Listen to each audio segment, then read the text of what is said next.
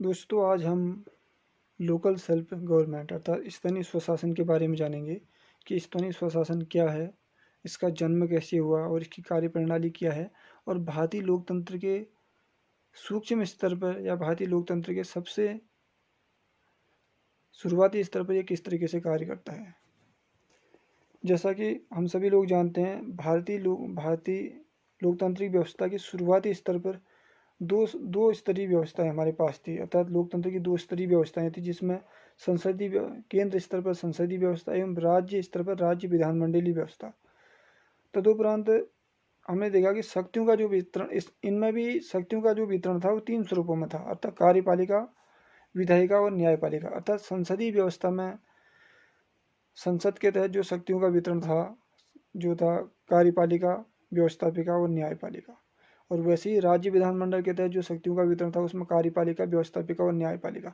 अर्थात कहने का तात्पर्य यह है कि संसदीय व्यवस्था के तहत बनाए गए कानूनों, संसदीय व्यवस्था के तहत निर्मित व्यवस्था के संचालन के लिए तीन स्तर कार्य करते थे, जिसमें कार्यपालिका थी, व्यवस्थापिका थी और न्यायपालिका थी।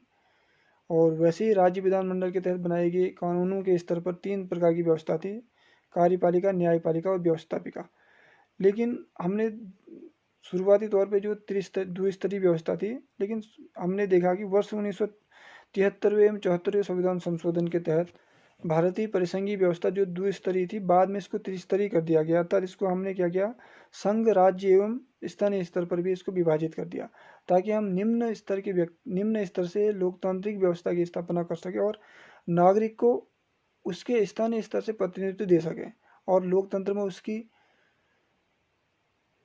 हम कह सकते हैं कि उसके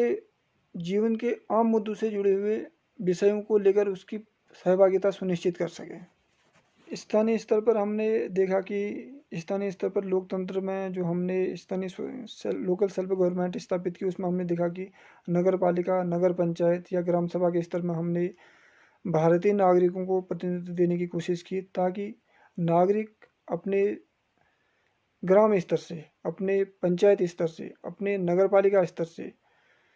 अपने प्रतिनिधित्व को सुनिश्चित कर सके, अपने स्थानीय मुद्दों को लेकर लोकतंत्र के प्रति उसमें सजगता उत्पन्न हो, ताकि वो लोकतंत्र में सहभागिता के स्वरूप को समझ सके। इस तरीके से हमने लोकतंत्र को विभिन्न चरणों में विभाजित कर दिया, ताकि नागरिक की स्पष्ट सहभागिता के साथ साथ नागरिक के अधिकार बोध, उसके दायित्व बोध, उसके कर्तव्य बोध और इन सब के साथ नागरिक की लोकतंत्र में सहभागिता विभिन्न स्तरों में कैसे सुनिश्चित हो, इसको करने के लिए हमने लोकतंत्र के त्रिस्तरीय व्यवस्था को स्थापित किया, जिसमें हमने स्थानीय स्तर पर स्वशासन को निर्मित किया। क्योंकि हम जानते हैं दोस्तों कि सूक्ष्म स्तर से नागरिकों के प्रतिनिधित्व एवं सहभागिता के रूप में लोकतांत्रिक प्रकृति को जन्म देना है। अर्थात जब सूक्ष्म स्तर पर हम नागरिकों को प्रतिनिधित्व देते हैं, उसके स्थानीय मुद्दों को लेकर उसके स्थानीय ग्राम पंचायत, न्याय पंचायत और नगर पालिका, जिले स्तर में जब उसकी सहभागिता सुनिश्चित करते हैं, तो हम देखते हैं कि एक लोकतांत्रिक रूप से वो सजग, सभ्य और जागरूक नागरिक के रूप में प्रतिनिधित्व देता है, ताकि लोकतंत्र की मजबूती में उसकी बुनियाद में वो अपनी सहभागिता सुनिश्चित कर सके। हमने देखा राष्ट्रपिता महात्मा गांधी एवं स्वराज आंदोलन के प्रणेता विनोबा भावे ने भी ग्राम स्वराज, ग्राम सभा की इकाई की परिकल्पना की थी और उन्होंने ये माना था कि स्थानीय स्तर से अगर हम नागरिक को प्रतिनिधित्व देते हैं तो नागरिक न सिर्फ मजबूत होगा वरन वो राष्ट्र के विकास में अपनी सहभागिता सुनिश्चित करेगा। इसी के तहत हमने देखा कि अनुच्छेद 40 जो था, जिसमें directive principle of state policy, नीति निर्देशक तत्वों के तहत बताया गया कि किस तरीके से पंचायती राज की स्थापना का सुझाव दिया गया है, जो बलवंत राय मेहता समिति की अनुशंसाओं पर अनुच्छेद 40 जो है, जिसमें DPSP वर्णित है, उसमें बताया गया कि राज्य को किस तरीके से राज्य के लोकतांत्रिक सहभागिता के लिए पंचायती राज की स्थापना करनी चाहिए और उसको निर्मित किया गया। और इसी क्रम में वर्ष 1956 में हमने देखा कि बलवंत राय मेहता समिति ने राजस्थान के नागौर से या राजस्थान से पंचायती राज व्यवस्था का श्री गणेश किया, इसको शुरुआत किया, जहाँ पे नागरिकों को एक शुरुआती तौर पर प्रतिनिधित्व मिलना शुरू हुआ। क्योंकि दोस्तों लोकतंत्र में अगर हम लोकतंत्र की सर्वप्रथम सीढ़ी को अगर हम मजबूती देने की कोशिश करते हैं, जो कि ग्राम सभा है। इसके माध्यम से हम क्या होता है, एक नागरिक को शिक्षित, ज्ञानवान, सजग, तार्किक निर्णयकर्ता और होगा। तार्किक निर्णयकर्ता होगा, न सिर्फ होगा बल्कि वो लोकतंत्र को मजबूती भी प्रदान करेगा और लोकतंत्र में नागरिक अपने अधिकार बोध, दायित्व बोध को लेकर संप्रभु रहेगा। और इन सब के माध्यम से हम देखते हैं कि नागरिक अपने शुरुआती मुद्दों को लेकर या शुरुआती स्तर से ही न सिर्फ लोकतंत्र की बुनियाद को मजबूत करेगा बल्कि लोकतंत्र के सूक्ष्म स्तर से एक लोकतांत्रिक आधारशिला का निर्माण भी करेगा। इसके बाद देखा कि वर्ष 1978 में पंचायती राज व्यवस्था के लिए अशोक मेहता समिति बनी थी जिसने कुछ सुझाव दिए थे। उसके बाद 1985 में हमने देखा कि GV राव समिति बनी जिसका उद्देश्य था गरीबी उन्मूलन। अर्थात उन्होंने बताया कि एक किस तरीके से स्थानीय स्तर पर अर्थात ग्राम पंचायत स्तर पर गरीबी उन्मूलन के लिए ग्रामीण विकास कार्यक्रम को संचालन किया जाए, किस तरीके से ग्रामीण विकास कार्यक्रम को लोकतंत्र के सूक्ष्म स्तर से लागू किया जाए ताकि हम नागरिकों की सहभागिता के साथ साथ नागरिकों के जीवन स्तर को, नागरिकों के जीवन यापन को, उनकी जीवन की दैनंदिन की क्रियाओं, दैनंदिन की आवश्यकताओं की पूर्ति कर सके। इसमें ग्रामीण विकास कार्यक्रम को शुरू किया गया था जो ग्रामीण स्तर से विकास की संभावनाओं की पूर्ति करता था। GV राव समिति बनी। उसके बाद 1985 में जिन्होंने निष्कर्ष दिया कि विकास की प्रक्रिया धीरे धीरे नौकरशाही परक या अधिकारी तंत्र परक होती जा रही है। उन्होंने बताया कि किस तरीके से जो विकास केंद्रीय स्तर पे जो योजनाएं लागू की जाती है, जो राज्य विधानमंडल के स्तर पर योजनाएं लागू की जाती है, जो कि लोकतंत्र के मंदिर में जो भी नियम कानून या जो भी विधियां बनती हैं वो नागरिक को सशक्त करने के लिए बनाई जाती है, परंतु उन विधियों को लागू करते हुए जो अधिकारी वर्ग है, जो अधिकारी तंत्र, किस तरीके से वो सर्वे सर्वा हो रहा है, किस तरीके से वो संप्रभु हो गया और उसके निर्णय लोकतांत्रिक प्रक्रिया पे हावी हो रहे हैं। तो इन्होंने बताया कि किस तरीके से लोकतंत्र के विकेंद्रीकरण की योजना का सुझाव रखा और उन्होंने दिखाया कि इसमें नौकरशाही परक जो शक्ति है उसको किस तरीके से मर्यादित किया जाए, अर्थात कोई व्यक्ति जो किसी पद पे बना हुआ है वो किस तरीके से अपने पद का दुरुपयोग कर रहा है, इसको रोकने के लिए लोकतंत्र के निम्न स्तर पर सहभागिता सुनिश्चित की जाए, अर्थात सूक्ष्म स्तर से सहभागिता सुनिश्चित की जाए। जिसमें उन्होंने बताया कि DDC डिस्ट्रिक्ट डेवलपमेंट कमिश्नर अर्थात जिला विकास कमिश्नर नामक पद का सृजन हो और उसे मुख्य कार्यकारी अधिकारी चीफ एग्जीक्यूटिव ऑफिसर के रूप में कार्य करना चाहिए। तो उन्होंने एक अपना प्रारूप रखा कि किस तरीके से हम ग्राम स्तर से लेकर ऊपर को जिला स्तर तक, राज्य स्तर तक विकास की योजनाओं को संचालित करें। बाद में LM सिंघवी समिति आई जिन्होंने सुझाव दिया पंचायती राज संस्थाओं को संवैधानिक तौर पर मान्यता, सुरक्षा और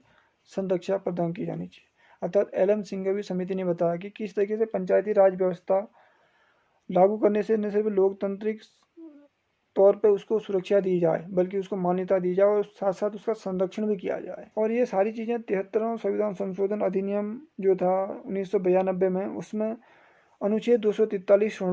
में जोड़ा गया। अर्थात हमने देखा कि जो अनुच्छेद 40 की DPSP में है वही अनुच्छेद 243 के णों में जोड़ा गया है या दर्शाया गया। तो दोस्तों अब समझने की कोशिश करते हैं कि जो त्रिस्तरीय जो व्यवस्था थी उसमें कह सकते हैं कि राज्य स्तर में कैसी व्यवस्था थी, अर्थात सबसे लोकतंत्र के सबसे सूक्ष्म स्तर जो ग्राम स्तर था उसमें ग्राम स्तर पर ग्राम पंचायत होगी और प्रखंड स्तर पर अर्थात ब्लॉक स्तर पर पंचायत समिति होगी और जिला परिषद अर्थात जिला स्तर पर जिला परिषद होगी। ये हमने एक त्रिस्तरीय व्यवस्था स्थापित की। एक जिले के अंतर्गत किस तरीके से त्रिस्तरीय पंचायती व्यवस्था स्थापित की जाएगी, जो यह दर्शाता है कि किस तरीके से हम लोकतंत्र को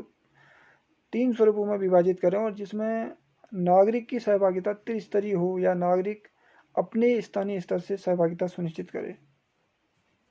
अब मूल प्रश्न आता है दोस्तों, इसकी आवश्यकता क्यों, अर्थात नागरिक हमें स्थानीय स्वशासन की आवश्यकता क्यों पड़ी। तो स्पष्ट है कि नागरिक के हितों के संरक्षण के लिए हमने लोकतंत्र का विकेंद्रीकरण किया, लोकतंत्र को विभाजित कर दिया विभिन्न इकाइयों में, जिसमें हमने देखा कि इसके माध्यम से हम विभिन्न कार्य क्षेत्र, कार्य सीमाएं और लोकतंत्र के विकेंद्रीकरण को न सिर्फ स्थापित करेंगे बल्कि नागरिक को उसका टेक पार्ट करेंगे, नागरिक उसमें टेक पार्ट करेगा, नागरिक उसमें सहभागिता करेगा। तो नागरिक अपनी आवश्यकताओं के अनुरूप इन स्थानीय स्वशासन से जुड़ेगा ताकि हम नागरिक को केंद्र में रखते हुए किसी विधि का निर्माण कर सकें। तो दोस्तों हमने जानने की कोशिश की कि किस तरीके से पंचायती राज व्यवस्था को स्थापित किया गया, इसका उद्देश्य क्या था, किस तरीके से नागरिकों की पंचायती राज व्यवस्था के तहत हम उसके सूक्ष्म स्तर से लोकतंत्र में सहभागिता सुनिश्चित करें, ताकि हम लोकतंत्र के विकेंद्रीकरण करते हुए नागरिक को विभिन्न स्तरों में उसकी सहभागिता सुनिश्चित करें और नागरिक अपने स्थानीय मुद्दों को लेकर लोकतंत्र से जुड़े। और यही एक लोकतांत्रिक व्यवस्था की पहचान भी होती है कि वो लोकतंत्र के अंतर्गत आने वाले नागरिकों की विभिन्न समस्याओं को किस तरीके से रिफ्लेक्शन में लाया, किस तरीके से उसको प्रदर्शित करे। क्योंकि लोकतंत्र में नागरिक की समस्याओं का समाधान होना, नागरिक को प्रतिनिधित्व देना ही एक लोकतंत्र को मजबूती प्रदान करता है। तो दोस्तों आज हमने भारतीय लोकतंत्र के अंतर्गत स्थानीय स्वशासन व्यवस्था को जानने की कोशिश की, जिसमें विभिन्न समितियां बनी। उन समितियों ने अपने स्तर से सुझाव दिए। उन सुझावों के तदुपरांत हमने स्थानीय स्वशासन व्यवस्था को लागू किया और इस तरीके से हमने लोगों को एक निचले स्तर से उच्च स्तर तक, जिला स्तर तक उसको प्रतिनिधित्व देने की कोशिश की, ताकि नागरिक के सर्वांगीण विकास में लोकतंत्र को मजबूत किया जाए और लोकतंत्र में उसकी सहभागिता सुनिश्चित की जाए। दोस्तों, थैंक यू वेरी मच।